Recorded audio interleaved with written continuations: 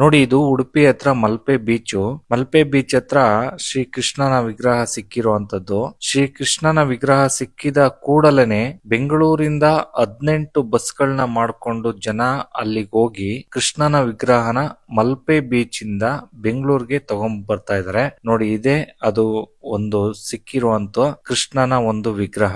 ಎಷ್ಟು ಚೆನ್ನಾಗಿದೆ ನೋಡಿ ಮೂರ್ತಿ. ಇದನ್ನ ಇವಾಗ ಬೆಂಗಳೂರಿಗೆ ತಗೊಂಡ್ ಬರ್ತಿದ್ದಾರೆ. ಇಸ್ಕಾನ್ ಟೆಂಪಲ್ ಕಡೆಯಿಂದ ಬರ್ತಾ ಇದಾರೆ.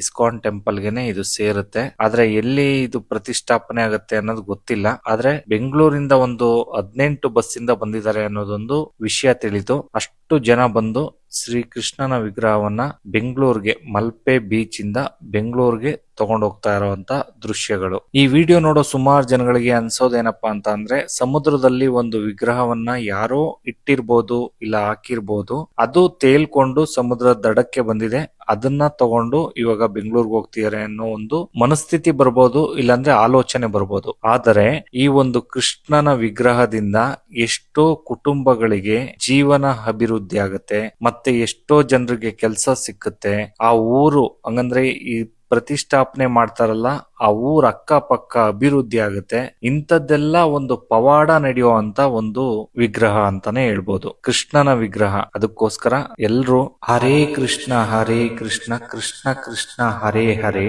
ಹರೇ ರಾಮ ರಾಮ ರಾಮ ಹರೇ ಹರೇ. ಈ ವಿಚಾರ ಎಲ್ರಿಗೂ ತಿಳಿಲಿ ಅನ್ನೋ ಕಾರಣಕ್ಕೆ ಆದಷ್ಟು ಈ ವಿಡಿಯೋನ ಶೇರ್ ಮಾಡಿ ನಿಮ್ಮ ಅನಿಸಿಕೆ ಅಭಿಪ್ರಾಯಗಳನ್ನು ಕಮೆಂಟ್ ಮುಖಾಂತರ ತಿಳಿಸಿ. ಹರೇ ಕೃಷ್ಣ.